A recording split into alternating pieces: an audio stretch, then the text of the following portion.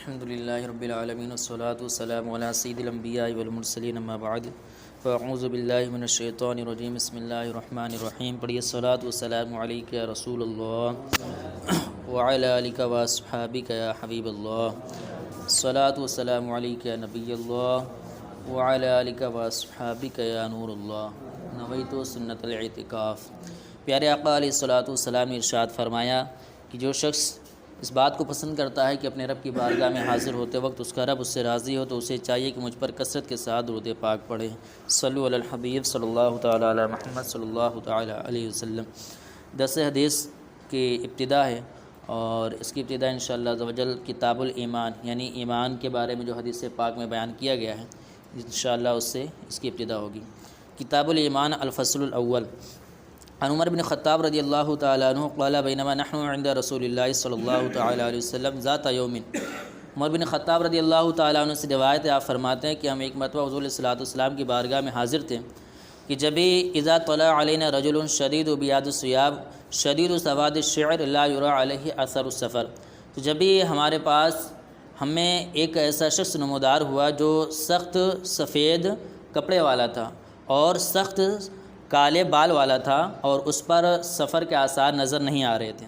ولا يعرفه منا احد، اور ہم میں سے کوئی بھی اسے پہچانتا نہیں تھا۔ حتی جلس الی النبی صلی اللہ تعالی علیہ وسلم، یہاں تک کہ وہ حضور علیہ الصلوۃ والسلام کی بارگاہ میں بیٹھ گیا۔ فاسند رکبتیہ الی رکبتیہ، تو اس نے اپنے دونوں گھٹنوں کو حضور علیہ الصلوۃ والسلام کے گھٹنوں سے مس کر دیا۔ ووضع کفیہ علی فخذیہ، اور اپنے دونوں ہاتھوں کو اپنے دونوں رانوں پر رکھ لیا۔ وقال، اور اس نے کہا یا محمد، اے محمد اخبرنی عن الاسلام، مجھے اسلام کے بارے میں خبر دیں۔ قال، حضور صلی اللہ علیہ وسلم نے ارشاد فرمایا الاسلام ان تشہد ان لا الہ الا اللہ وان محمد رسول اللہ، اسلام یہ ہے کہ تم اس بات کی گواہی دو کہ اللہ کے سوا کوئی معبود نہیں ہے اور یہ کہ حضور صلی اللہ علیہ وسلم اللہ کے رسول ہیں۔ وتقیم الصلاۃ وتؤتی الزکوۃ، اور نماز قائم کرو، زکوٰۃ ادا کرو۔ وتصوم رمضان، اور رمضان کے روزے رکھو۔ وتحج البیت ان استطعت الیہ سبیلا، اور اللہ کے گھر کا حج کرو اگر تم اس کی راہ کی طرف استطاعت رکھتے ہو۔ قال صدقت، تو اس نے کہا آپ نے سچ فرمایا۔ فعجبنا لہ، تو ہمیں تعجب ہوا کہ یسألہ ویصدقہ، کہ وہ خود سوال بھی کر رہا ہے اور تصدیق بھی کر رہا ہے۔ قال فاخبرنی عن الایمان، تو اس نے عرض کی یا رسول اللہ صلی اللہ علیہ وسلم مجھے ایمان کے بارے میں خبر دیجیے۔ قال ان تؤمن باللہ وملائکتہ وکتبہ ورسلہ والیوم الآخر، حضور صلی اللہ علیہ وسلم نے ارشاد فرمایا کہ ایمان یہ ہے کہ تم اللہ، اس کے فرشتوں، اس کی کتابوں، اس کے رسولوں پر اور آخرت کے دن پر ایمان لے کر آؤ۔ وتؤمن بالقدر خیرہ وشرہ، اور اللہ تعالیٰ کی طرف سے ہر خیر و شر کی تقدیر پر ایمان لاؤ۔ قال صدقت، تو اس نے کہا آپ نے سچ فرمایا۔ قال فاخبرنی عن الاحسان، پھر اس نے عرض کی کہ مجھے احسان کے بارے میں بتلائیے۔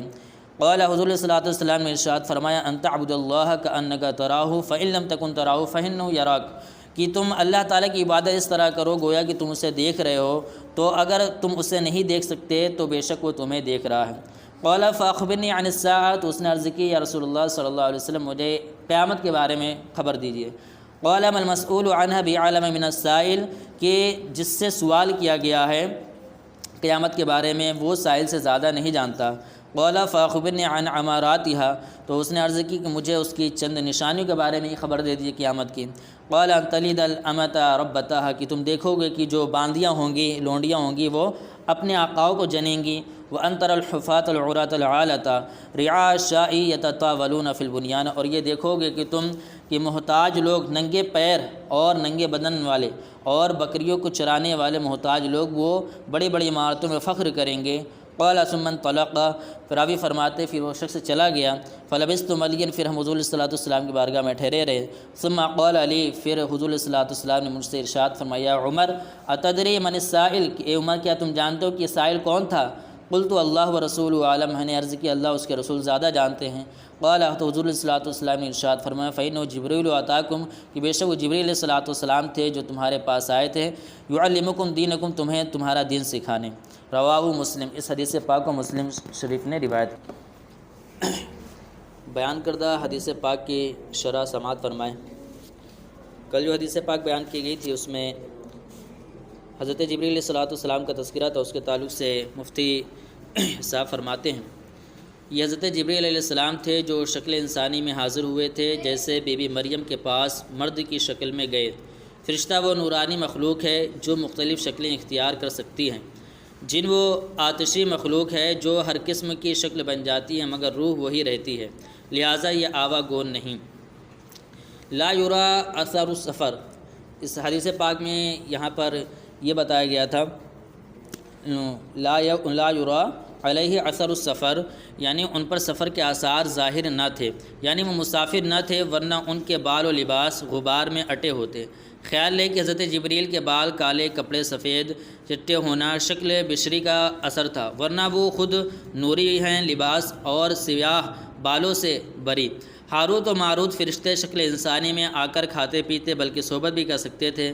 عصائے موسیٰ سانپ کی شکل میں ہو کر سب کچھ نکل گیا تھا، ایسے ہی ہمارے حضور نور بشر ہیں۔ نور بشر میں کھانا پینا نکاح اس بشریت کے احکام تھے۔ روزہ وصال میں نورانیت کی جلوہ گری ہوتی تھی، بغیر کھائے پیے عرصے دراز گزار لیتے تھے۔ آج 14 سال سے حضرت عیسیٰ علیہ السلام بغیر کھائے پیے آسمان پر جلوہ گر ہے، یہ نورانیت کا ظہور ہے۔ یعنی وہ مدینہ کے باشندے نہ تھے ورنہ ہم انہیں پہچانتے، یعنی حدیث پاک میں جو بیان کیا گیا ولا یعرفہ منا احد، یعنی ہم میں سے کوئی انہیں پہچانتا نہیں تھا، یعنی کہ وہ مدینہ پاک کے باشندے نہیں تھے ورنہ ہم انہیں پہچانتے ہوتے۔ حضور تو انہیں خوب پہچانتے تھے جیسا کہ اگلے مضمون سے ظاہر ہے، یعنی یہ حضور سے بہت قریب بیٹھے۔ معلوم ہوتا ہے کہ حضور نے حضرت جبریل علیہ السلام کو پہچان لیا تھا، ورنہ پوچھتے کہ تم کون ہو اور اس طرح مل کر مجھ سے کیوں بیٹھتے ہو۔ جیسے نمازی اتحیات میں دو زانوں بیٹھتا ہے، آج کل زائرین روضہ مطہرہ پر نماز کی طرح کھڑے ہو کر سلام عرض کرتے ہیں۔ اس ادب کی اصل یہ حدیث پاک ہے کہ حضرت جبریل نے قیامت تک کے مسلمانوں کو حضور کی بارگاہ میں حاضری کا ادب سکھا دیا اور بتایا کہ نماز کی طرح یہاں کھڑا ہونا یا بیٹھنا حرام نہیں، ہاں سجدہ یا رکوع حرام ہے۔ یعنی جبریل علیہ السلام جب بارگاہ رسالت میں حاضر ہوئے تو حضور صلی اللہ علیہ وسلم کے حضور صلی اللہ علیہ وسلم گھٹنوں سے اپنے گھٹنوں کو مس کر دیا، ٹچ کر دیا اور اپنے دونوں زانوں پر دونوں ہاتھوں کو رکھ کر بیٹھ گئے۔ اسی طرح اسلام کبھی ایمان کے معنی میں ہوتا ہے، کبھی اس کے علاوہ، یہاں دوسرے معنی میں ہے، یعنی ظاہر کا نام اسلام ہے اور باطنی عقائد کا نام ایمان ہے، اس لیے یہاں شہادت و اعمال کا ذکر ہوا۔ خیال ہے کہ اب حضور کو صرف یا محمد کہہ کر پکارنا حرام ہے۔ رب فرماتا ہے لا تجعلوا دعاء الرسول، واقع غالباً اس آیت کے نزول سے پہلے ہوا یا فرشتے اس آیت سے علیحدہ ہیں۔ کلمے پڑھنے سے مراد سارے اسلامی عقائد کا مان لینا ہے، جیسے کہا جاتا ہے کہ نماز میں الحمد پڑھنا واجب ہے، یعنی پورے سورے۔ لہٰذا اس حدیث کی بنا پر اب یہ نہیں کہا جا سکتا کہ تمام اسلامی فرقے مرزائی، چکلالاوی اور وغیرہ مسلمان ہیں، کیونکہ یہ لوگ اسلامی عقائد سے ہٹ گئے ہیں۔ اس میں بظاہر حضرت جبریل علیہ السلام سے خطاب ہے اور در حقیقت مسلمان انسانوں سے، ورنہ فرشتوں پر نماز، روزہ، حج وغیرہ اعمال فرض نہیں۔